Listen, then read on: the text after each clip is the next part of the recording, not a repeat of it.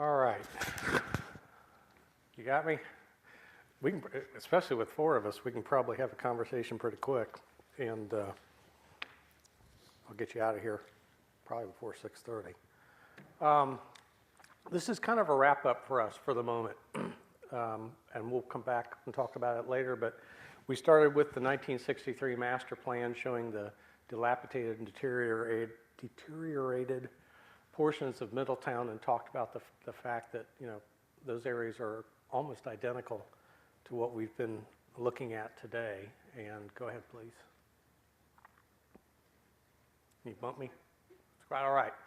And so we've spent the last several months going through all of these things. We've been talking about the balanced housing stock with the idea that at the end of the day, we want a Middletown that has housing stock. So whether you're just going into your first apartment or you are retiring to whatever your final housing is going to be, and that whole bell curve from getting kids and getting married and having empty nesters and retiring. If you are in Middletown, you want to live in Middletown, there's a place for you. You have lots of choices of things that you would find attractive so that you will stay here. And then we've spent a lot of time going over the last, since May, all these different areas and how we should look at them when we see a house that has certain characteristics in certain neighborhoods. What should we be looking at, and how should we handle vacant residential land, a house that's 2 bedrooms? How do we handle the overage of rentals that we have in the city? All this, and we've come to some at least overarching 10,000-foot views of it should look something like this, and we've come up with some ideas as to how we would start to look at that property. Go ahead, please. And so when I put this together, I do nothing about the Oakland neighborhood project. That hadn't come to fruition yet, and so that kind of dropped in our lap as we were starting to come through. How would we choose a neighborhood? Well, we had a developer who says, I'll do this one. At the Baltimore area, the Oakland neighborhood, and we've spent a couple months now looking at how they would do it and what they would do. But that was never, when I was putting this together, my thought. My thought was that we have CDBG, we have home funds, we're going to increase our paving.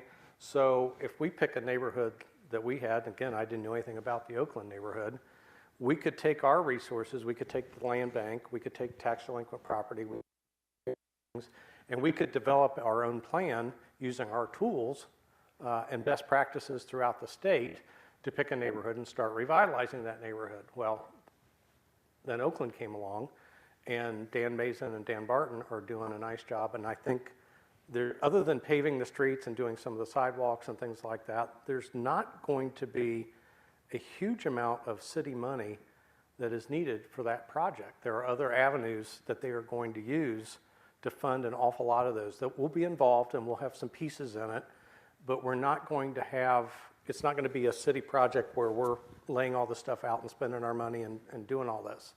So the question for this group becomes, do we let that go forward, and do we do a second neighborhood that's a city revitalized neighborhood, or do we say, no, we're going to wait and just do Oakland and see how it goes and put all our resources there, and then move on as a group to another neighborhood? And I can tell you, and Tal mentioned this, and I agree with him completely, I don't think we want to use the Oakland model all over the city. We don't want 10 historic districts. I don't think that makes sense. When that was, again, never what I had envisioned. I didn't know we were going to have one CLG district that was going to do, but I like what they're doing, and I like the way they're doing it, and I think it makes sense for that neighborhood. So the question becomes, do we get another neighborhood and we start working on that in some manner as a city while supporting the Oakland redevelopment project? And that's kind of the discussion for tonight, is if we're going to do it, number one, do we only do Oakland? Number two, do we add a second neighborhood? Number three, then what does that second neighborhood look like? I mean, you can go over here and work our way towards each other. You can do one right adjacent with the idea of getting some energy. I mean, there's 2 or 3 ways to look at it. Go ahead, please. And there's Oakland. We'll go ahead and go on past that. Here's your top 3. I wish this had come out better on the big screen. Your top 3 neighborhoods. Oakland was one. It was the worst neighborhood that you had. The second one is the Crawford neighborhood. The third neighborhood, and all I did was take all of these boards, and I compiled them into one rating for each neighborhood. In other words, I made a statistical first to worst. The third area is up by the airport. That's your third highest scoring or worst neighborhood, theoretically, by the scoring of all these put together. And so the question becomes, how do we talk about that? What do we want to do? Go ahead, one more, please. One of the things I thought was interesting is I had tracked the Middletown City School District enrollment, and over on the far right side, the red one, that's where Bonita and all those apartment complexes are. That doesn't surprise me. We got a ton of kids coming out of that. The one that did surprise me is the second highest neighbor concentration of Middletown City School District kids is the Crawford neighborhood, which is also our highest crime neighborhood, some of our highest rentals. One of our most troubled neighborhoods is where an awful lot of our kids, 549 Middletown City School District kids are coming from that neighborhood. That's houses in the area right in that neighborhood. yeah. And so is that due for an update? I mean, that's 2 years old. I know I've got it's going to be pretty transient, but right. That surprises me too, given the density of the housing in some of the other areas, and Yeah. compared to there, And again, that was from basically 2 years ago. And I've not asked Marlon for an update. I don't know, that needs to be a big decision factor, but yeah. Go ahead, please. And again, when you look, and I just picked, as I was looking at these, I got them back out, and I was like, there's a cluster that seems to be pretty consistent with what we did with our top three neighborhoods, is the Baltimore area neighborhood, the Crawford area neighborhood, and up north by the airport, seem to pop up police calls for service, overdoses, evictions, water shutoffs. There's a lot of things that are undesirable that are happening in those three neighborhoods. Interesting. Go ahead, please. The third highest scoring was up by the airport, and that happens to be an opportunity zone. Over the last couple of years, a new concept has opened up called opportunity zones. And it's a investment tool that's designed to take people's capital gains and allow them to basically hide them for a while by investing in low income projects.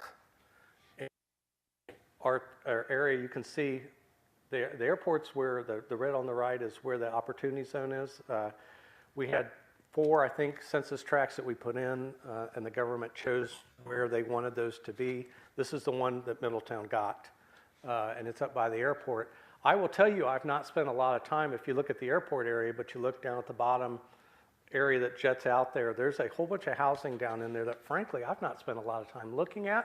I know it's our third highest problem area based on all these criteria, but I will tell you, I've not spent a lot of time looking at that area, but there should be, through the Opportunity Zone program, some opportunities, if we come up with some ideas as to what we want to do there, to have some housing things that, again, would be Opportunity Zone related and not using city general fund dollars to fund a lot of those types of programs. So it's something I think that we should give some thought to that I really have not spent a lot of time on yet, but I found that interesting that our third area was also something that had a new program involved that might give us some extra resources to go into that area and do some work. So we'll have to spend some more time on that. Go ahead, please. And again, Opportunity Zones promotes long-term investment in low-income, urban, and rural real estate. Again, it's basically taking your capital gains and putting them in lower-income areas and investments. You get benefits over, I think it's a 10-year period for leaving your money invested in the Opportunity Zone. At the end of that, you get a benefit of not having to pay the capital gains tax by leaving it invested. That's a really, really simplified explanation of the program, but I think it offers us some time. Go ahead. And so as we look at our stuff, we've got around 650,000 annually in community development block grants. We have 350,000 in home funds through HUD, through our collaboration with Butler County. We have obviously our general fund dollars.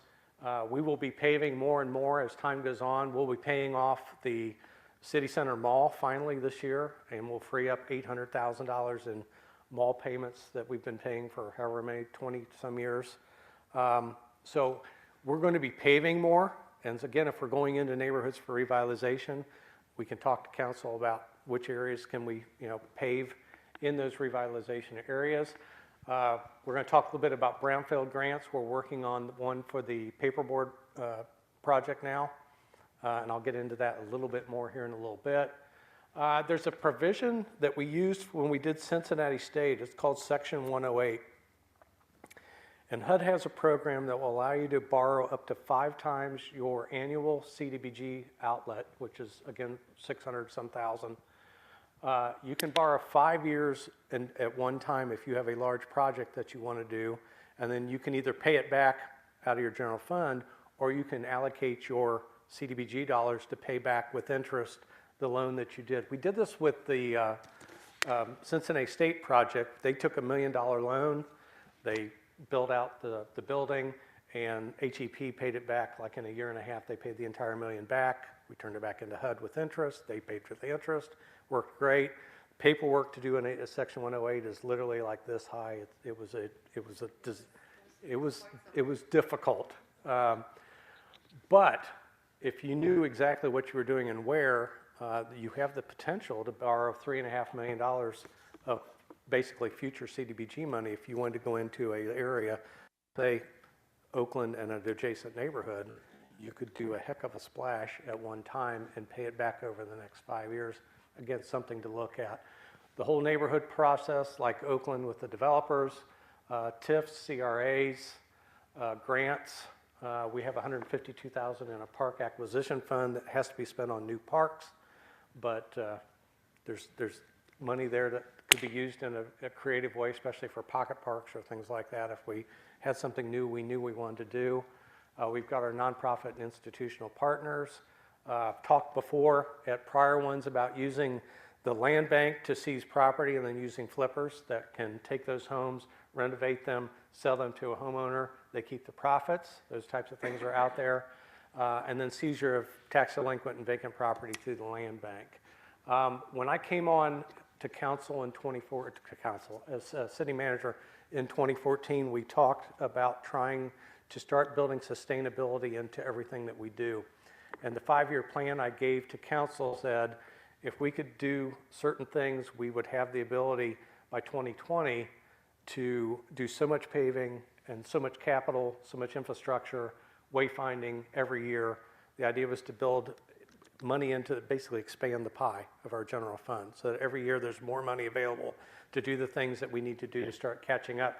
That plan included about $100,000 for parks, $100,000 for neighborhood infrastructure, gateways, signage, wayfinding, beautification, trees, all that stuff. And so that is coming online now over the next year, and we can start talking about how we can incorporate that into whatever we're going to do in our neighborhoods.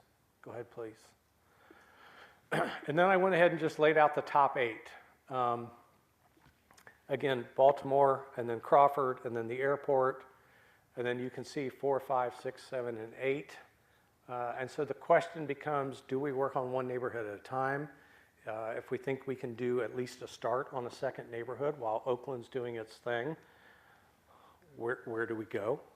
Because that will help when I start drafting things up. If I know where we're going, we can get more specific about if we know we're going to Crawford or we know we're going to the airport, then I can start asking more specific questions about that neighborhood and what we should be doing.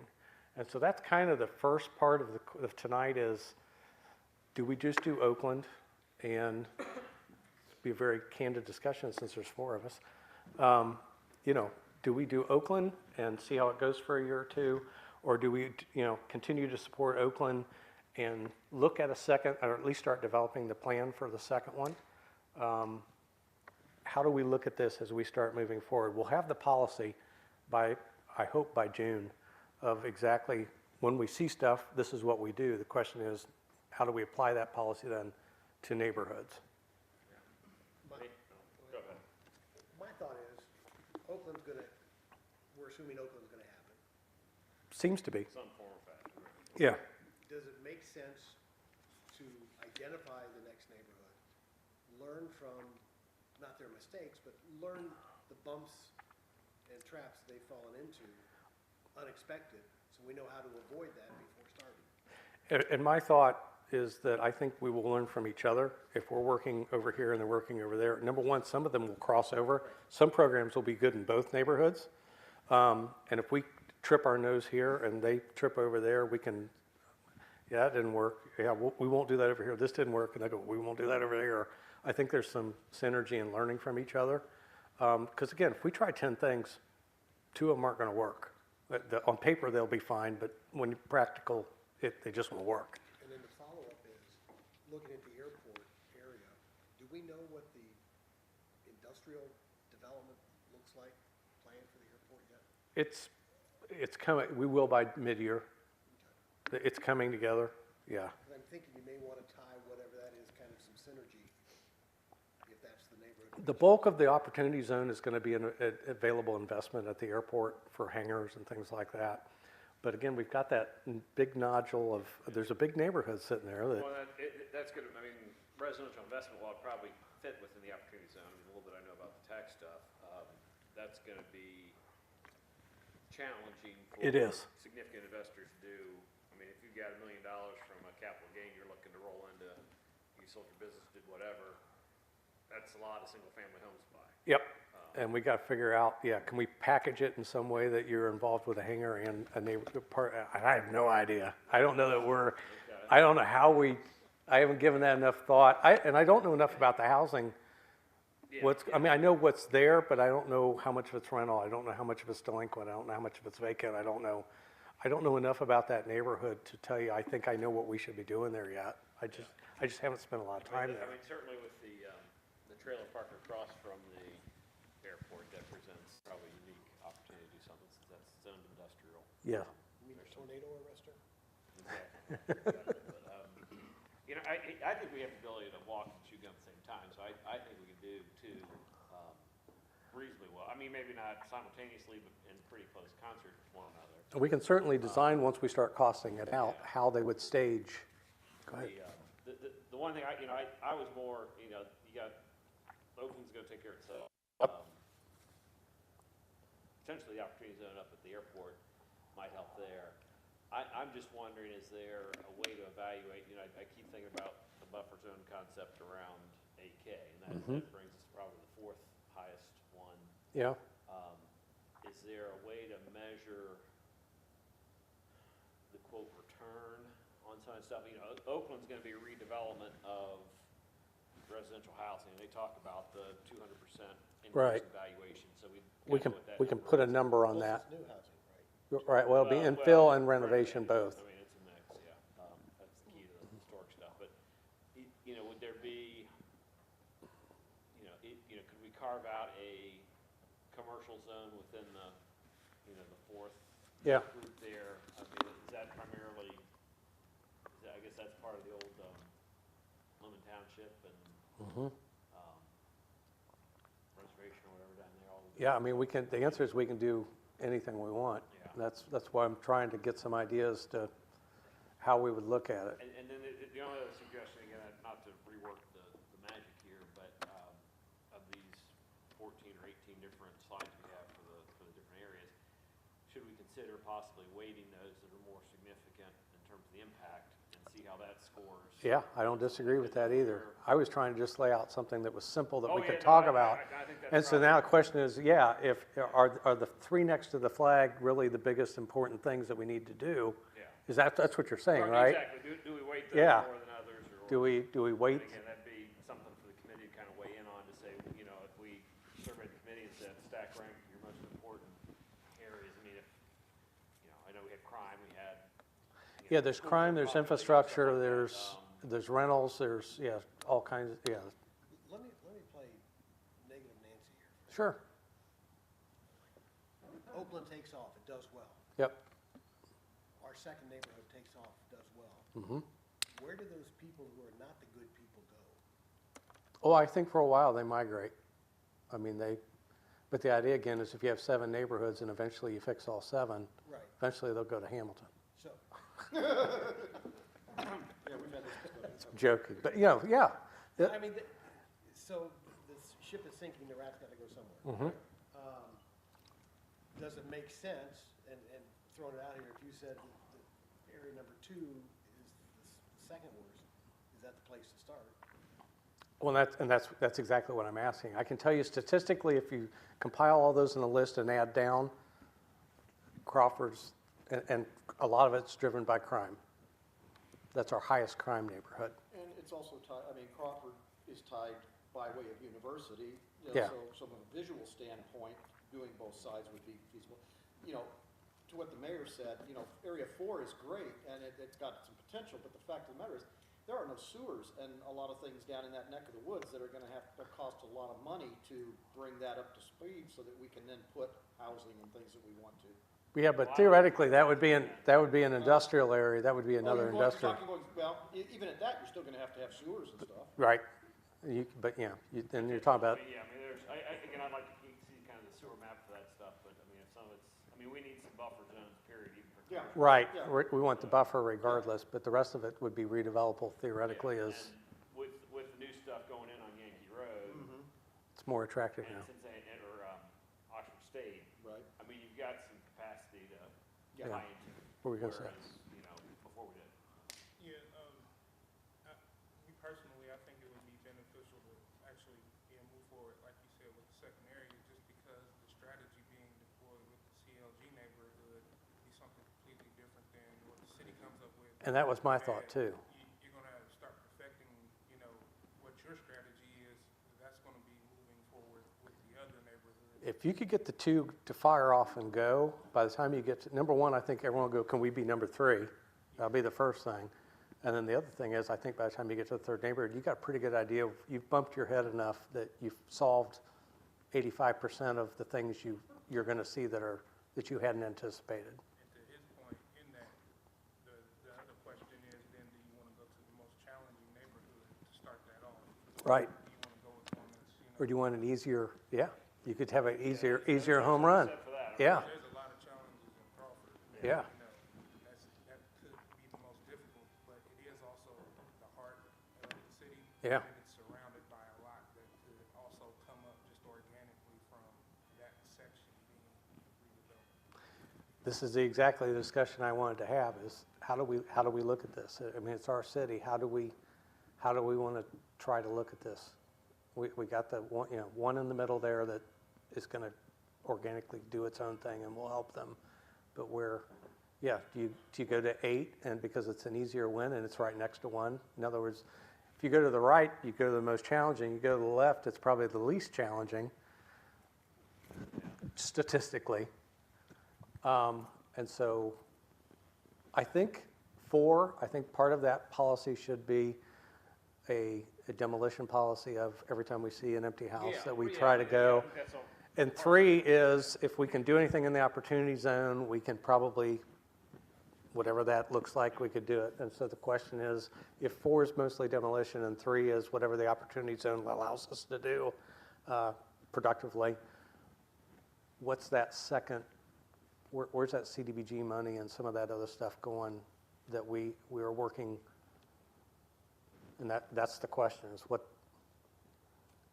because I think you can slice it either way. You can go the most challenging to have the most impact, or you can get the biggest home run to get the most positive output to start pushing everybody else in the right direction. Because if the CLG is going up and that's going up, then you're also double down on reception, Yeah. because you got Cover twice as much. 2 wins at the same Yeah. time. It looks like a more progressive Yeah. than aggressive redevelopment. It's kind of like dropping the pebble in the pond and Yeah, yeah. Yeah, there's certainly some merit doing 1 and 2 together. I mean, It's the most challenging and it's the most, but that, I don't know. And again, my thought on ranking these might be, we might end up with a slightly different result. I don't know. Well, Again, through all those from a financial strategies. standpoint, if you go after Crawford, that's the most crime. You eliminate calls and you eliminate crime, financially, is that better choice? I don't know, unless you just displace it to 4 Well, and that's what I 5. I don't know if the police budget's gonna go down No, I'm not Nah. saying go down, appreciably, but, but yeah. But would they be more productive? yeah. In other words, is there an intangible benefit Yeah. of reducing crime. That's what's hard to measure, but, You won't know till you arrest them, so. I mean, the Oakland study that with the property valuation increase, I mean, that's a pretty clear, Yeah, I mean, based on what they've seen in other areas. Right. It's pretty clear how that comes out. The opportunity zone is kind of an unknown, and but.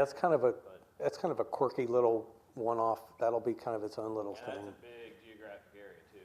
Right. I know census tracts are all just based on population, so, Right, there's somebody said 4 is relatively large, 1 and 2 are about the same size. When Yeah. you're successful with, let's choose 1 and 2 just for discussion. right, Then you go to 3 and 4, and you're looking at opportunity investing. Now you've got a pretty good proven track record, it's tough to beat. right. And hopefully we're making some, inroads downtown with residential housing. Again, the idea is over a 10 or 15-year period, we're truly transforming. I come from Vandalia, and we don't have a Crawford. Our worst neighborhood was number 8. I mean, we just didn't have a lot of crime. We didn't have those things. We didn't have the issues that Middletown's had for a long time. And so the question is, if you could turn those 8 neighborhoods into, they just don't have the crime, and they're nicely maintained. And my grandparents were from Piqua before they died, and I went up there for Christmas and put a wreath on their grave, and I was surprised that the 80-year-old neighborhoods in the part of Piqua where Grandma and Grandpa lived, they were 80 to 100 years old, but the neighborhoods were really in great shape. I mean, they were well maintained. They had bushes. I mean, I don't know how many rentals were there, but the houses had bushes. The sidewalks were done. The streets were done. The neighborhoods looked nice, and that's what we want to get from Middletown, is that every neighborhood that is going to survive, and around the buffer and everything else, everything that we're going to save is well maintained. Houses are sturdy and steady, and crime is down. Rentals where we want them to be. It's a place where you would want to move into. That's the goal. So again, I think the other thing about if you do Crawford versus I'm going 2 and 8 just because of the numbering, but 2's going to probably be pretty expensive. 8, if most of that housing's in better shape and it's in better, theoretically, you're going to spend less in 8 than 2. Again, I'm just pulling statistically. Well, and is 8, that's pretty much my neighborhood. It'd be going down. Main Street and the river there, right? Isn't that It'd be going down to, I don't know how far that goes into the numbered streets or whatever, but yeah. Yeah, well, again, I think. And again, we can redefine that. I just did it by census Oh, no, tract. We could yeah. redefine what we're calling that Well, neighborhood. again, I think about, again, the strategy that might be used in 8, that might be a repeat of the CLG type approach. Yeah, because you've already got a historic district there. You could expand the historic district theoretically. Yeah, there was some interest in our street group the other night that, now that tool might be coming online.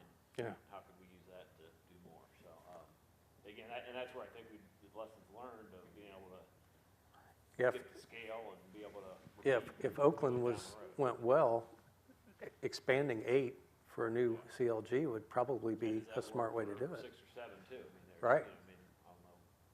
That's certainly the more, well, the whole half is generally the older part of the city, I guess, 5 maybe.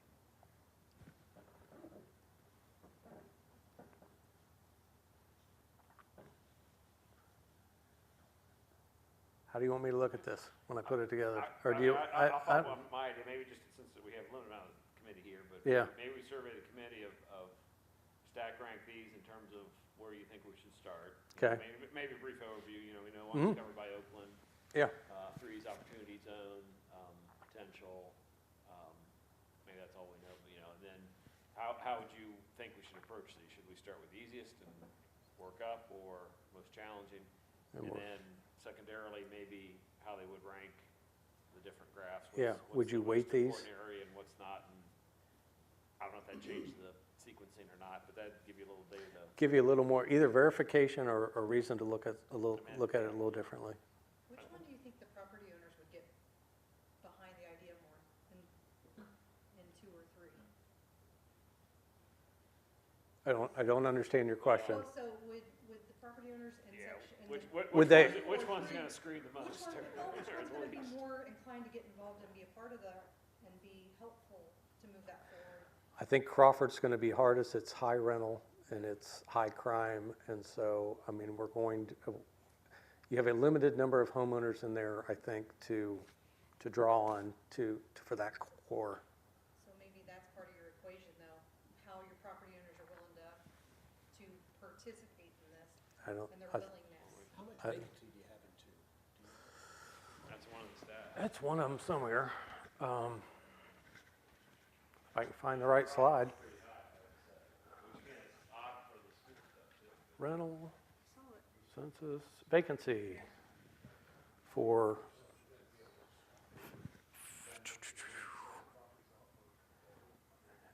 as of, again, this was a year and a half ago, it was at 15% vacancy.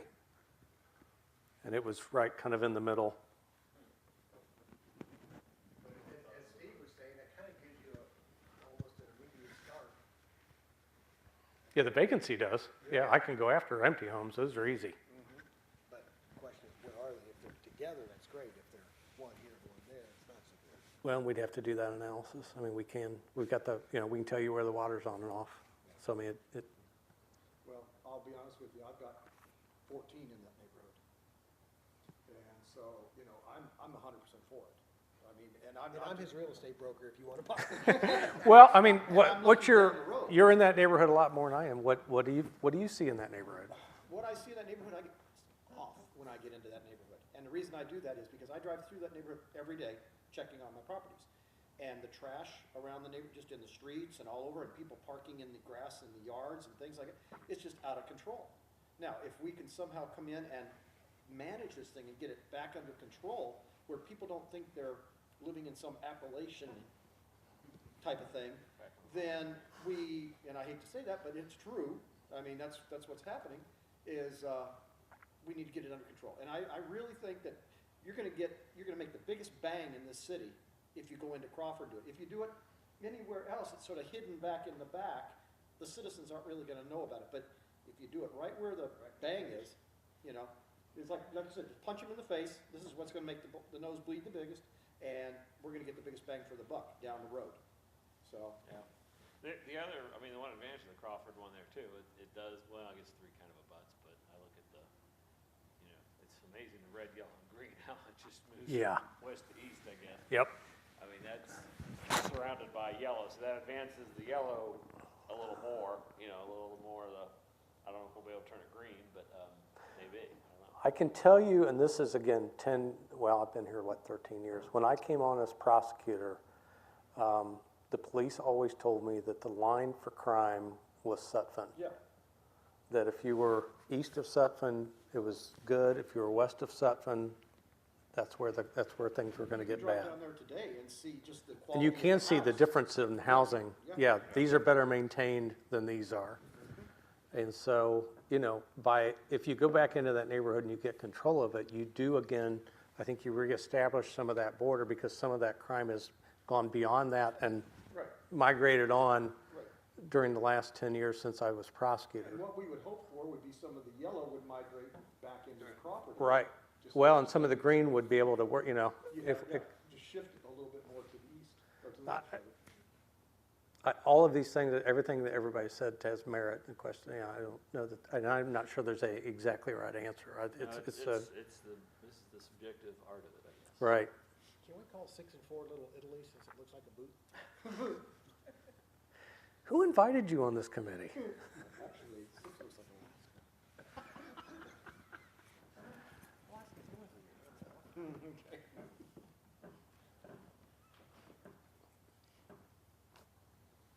Well, why don't we, because we only got 5 of us here, why don't we do a little survey and see if we can get more input from the rest of the committee?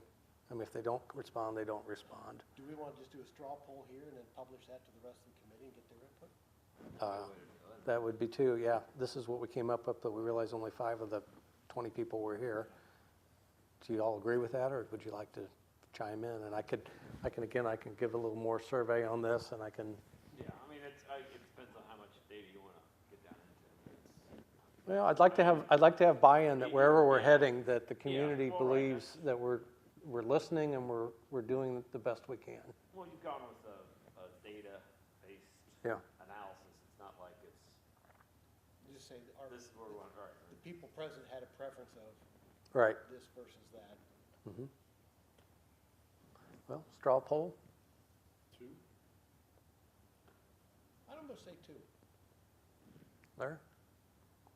Yeah, I'd be fine with 2 or 4 is where I'm kinda liking, but.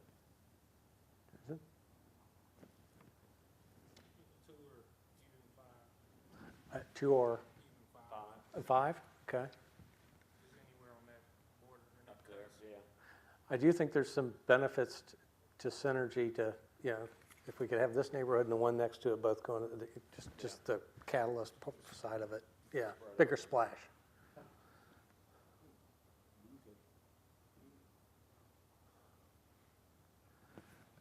You came in a little late.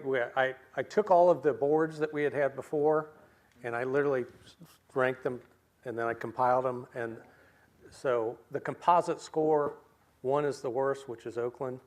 8 is the eighth worst, or however you want to say it. But Just a quick question. Yes, 5 sir. is, just for clarification, when you're coming down Reinhardt's, that whole, yeah, okay, yeah, to the right. yeah, there's like Verity, Yes, all that neighborhood there. yes, Right. yes, sir. Yeah, I mean, you gotta, if you come into town and you go from the highway to across town to downtown, Mhm. you're riding through one of either 2 of ours. Yes, Unless, That's true. Even if you ride around Roosevelt and you come up, you're going to be. you're Yeah. gonna hit 2 is here. Yep. 5 is there. So, I mean, if you're really trying to bring downtown up, that, I mean, that is essentially a gateway. Yeah. That helps, yeah. That, yeah, 5's what, the Manchester Road or Manchester Avenue area there pretty much, or? Yes, yes. Yeah, there's Walter, opportunity there too. any thoughts?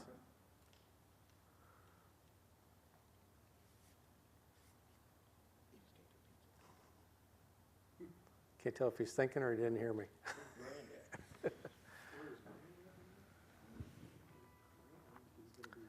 Grand would be coming through too, wouldn't it? Yeah, right through 2. Yeah, Yeah, Granite or Central, one of those. yeah. Probably a 2?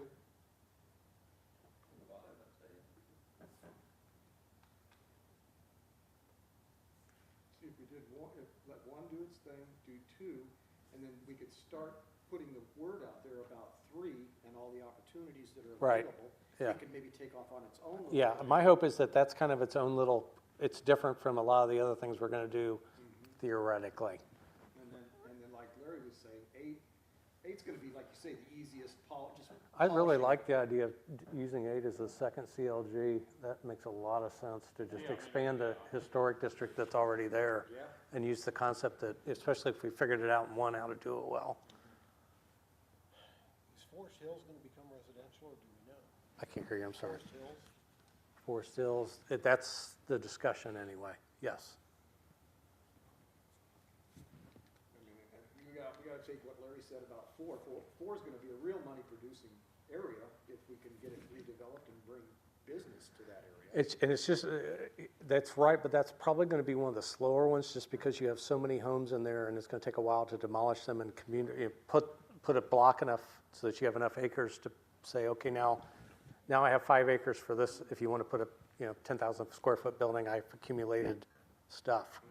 There'll be a lot of down that area. They come vacant a lot, so I mean I'll be able to.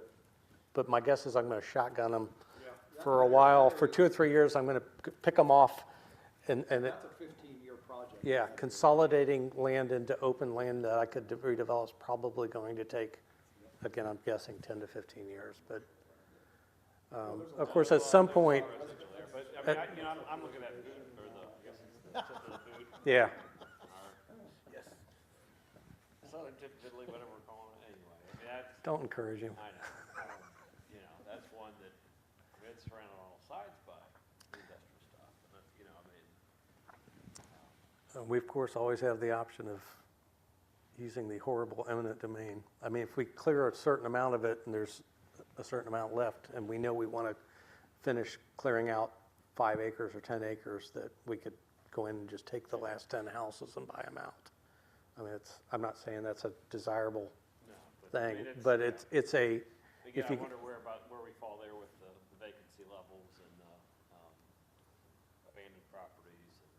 Well, yeah, I was gonna ask, ping pong this into one of the earliest discussions we had was your ability to take properties. Mhm. And we were looking kind of the direction of the out-of-town. owners. landlords, yep. Is there a way to lay that over the districts 1 and 2 or the different districts to say, this is where the neighborhood is where we? The answer is yes, but we would have to go parcel by parcel by parcel and figure out where those are.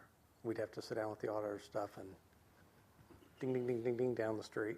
And so the answer is yes, but it would, Is it easier to do just by water? It varies. Some Yeah. tenants pay the water, some sometimes it's the landlord. or Depends on how they have it set up. they I don't know.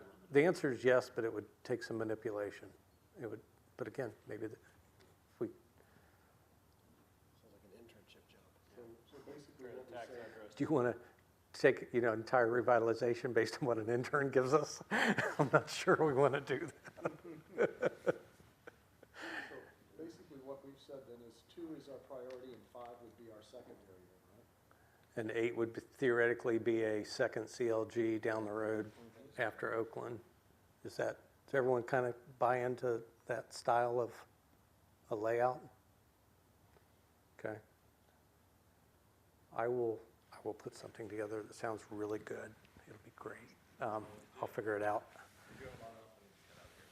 Go ahead and let's bump through real fast. We've talked about that. Go ahead. Go ahead. Go ahead. Go ahead. Go ahead. Go ahead. So here's my thought. One more. There we go.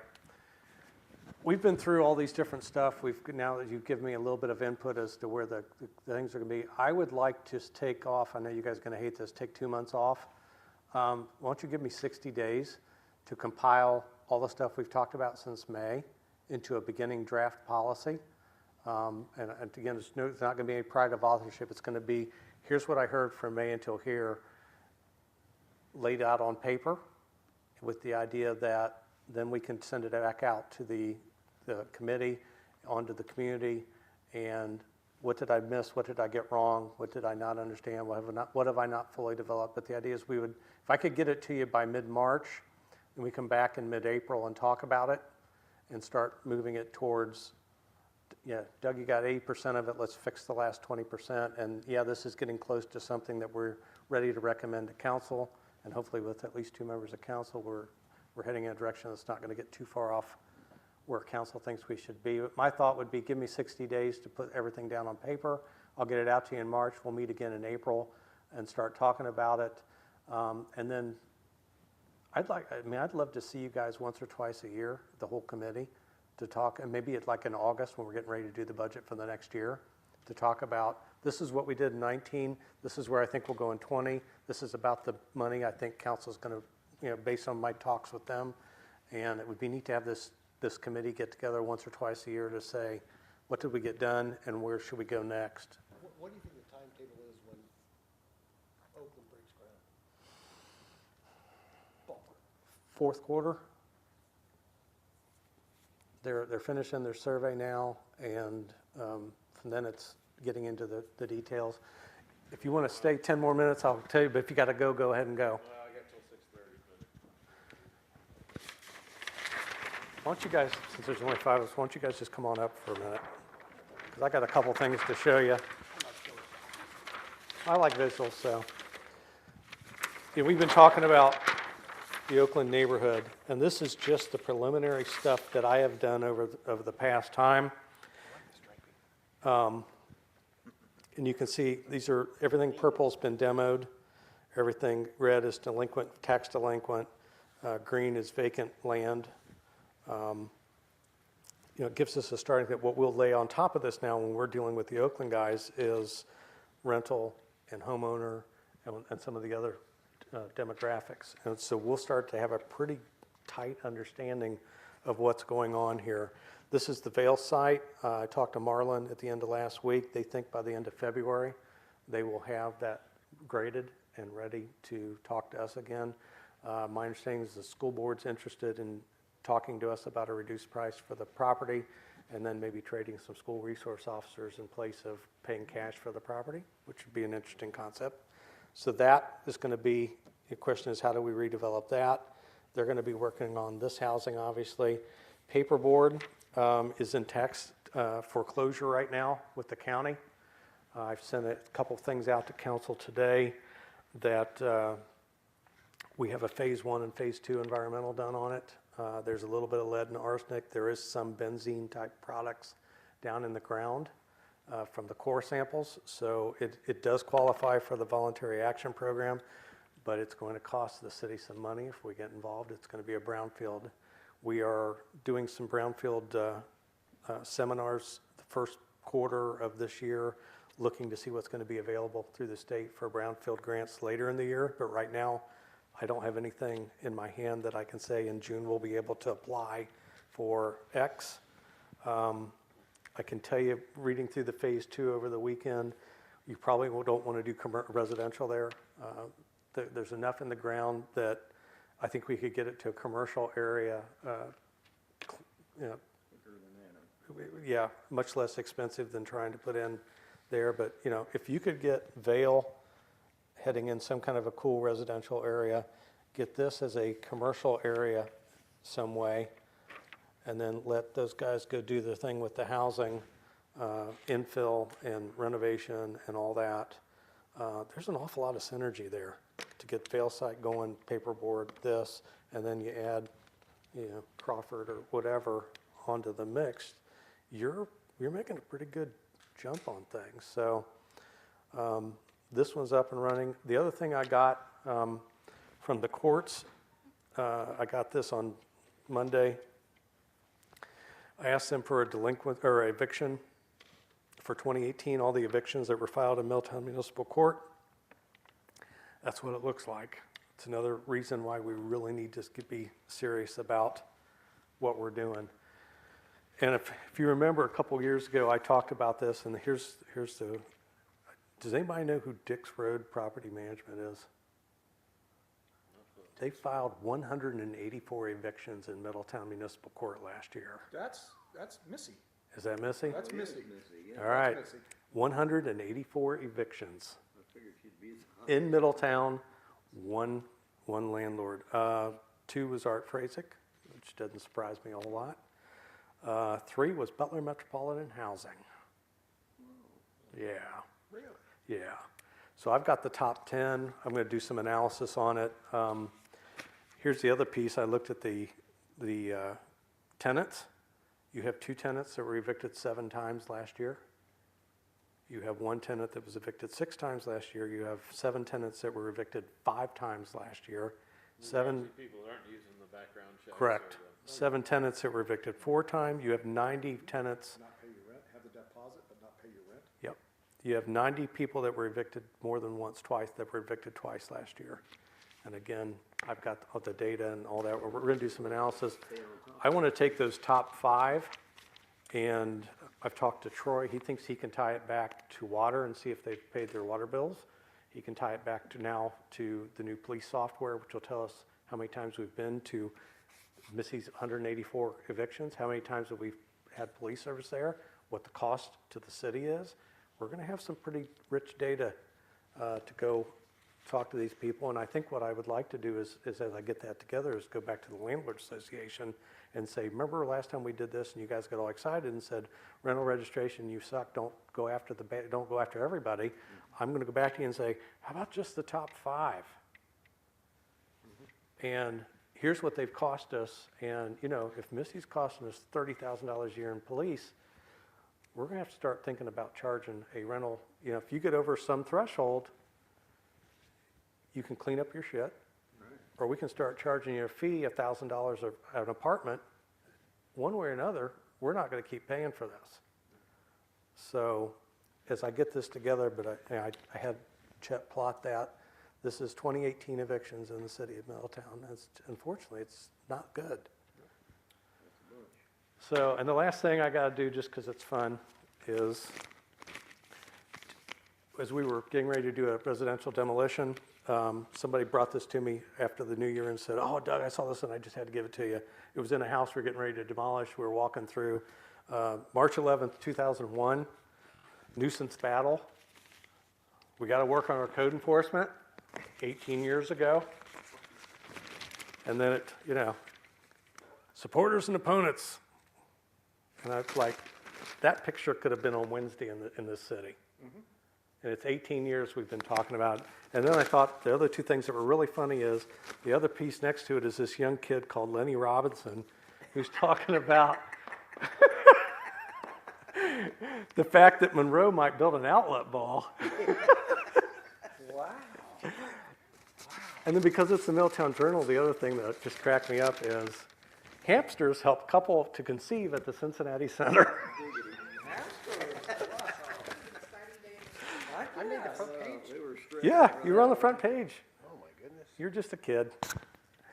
But, these are the things, we talked about why we need to do this, but these are the types of things, when we talked about rental property and we've talked about problem landlords, we're going to continue to use our chronic nuisance ordinance. We're going to have a much more intense discussion this time about our problem landlords and what they're costing the city. Having the data makes it. It makes it a lot easier discussion.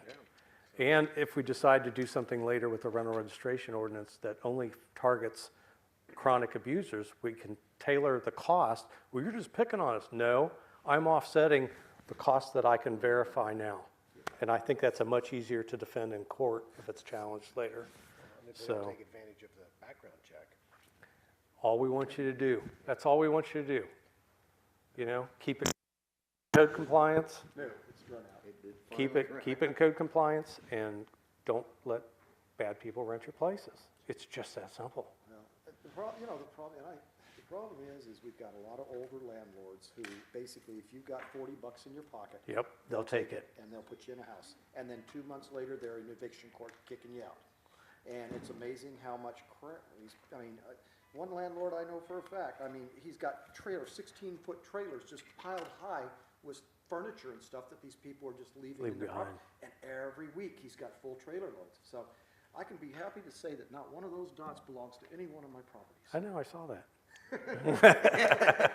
Thank you, Larry. The CLG project, is it gonna go all the way back to Calumet, or does it stop at like Fortis? Right now, it's scheduled to go all the way back to Calumet. Okay, And you can take that with you if you want. That'll help, if you want it. hang it up in my bedroom. Well, I guess somebody, now I'm talking third hand, but I thought Steve was saying that he wanted to get involved in some of the new construction through Hightower. Well, I can't put any official word on that, but it's definitely something that we all would Would he like to see that? I'm sure he would. Are you Take going it to back be, to the office. yeah, do you mind? Yeah. Because I can reprint this anytime. So who did all this data search? I did a lot of the background. So you were the intern? Yeah, I was the intern. I trust it's right when I do it. There you go. And then I let them plot it, and our GIS people plotted it. Steve's got his fingers in the FC Cincinnati thing, doesn't he? A lot. I think we're out now. You're Are you really? I think so. Really? Yeah. Just Yeah, because he they was went one of the professional? original- Yeah, Oh, I think he was one of the original investors, though, yeah. I see where U-Haul bought a. Yeah. I'm going to talk to you about that, because they got trucks there now that are trying to sell. We didn't give that, or whatever, to them to be a car It had lot. to be a car lot. Yeah, I thought they were going to put up a nice fence and If you use it for remember, something send else. me an email in the morning. I'll just forget. But if Okay. you send me an email, if it's in front of me, I'll go quietly, politely say, hey, come on, don't do that. Okay. So Yeah, this is good, I took this. I can fold it or roll it. What do you want? Here, I'll hand it to you. You do what you want.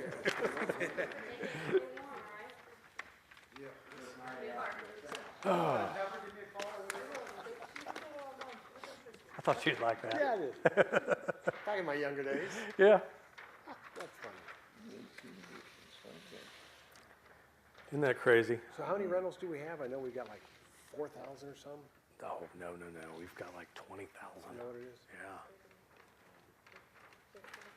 Rental units. Now, again, that's individual apartments or whatever, but yeah. I'm just trying to see percentage-wise. It's 47, 48% rental. Yeah, but that's percentage of 52. evictions too. Oh, to total Yeah. units? Yeah. I've not done that math. Yeah. Yeah. Misty McCall's made millions of dollars on us in a very bad way.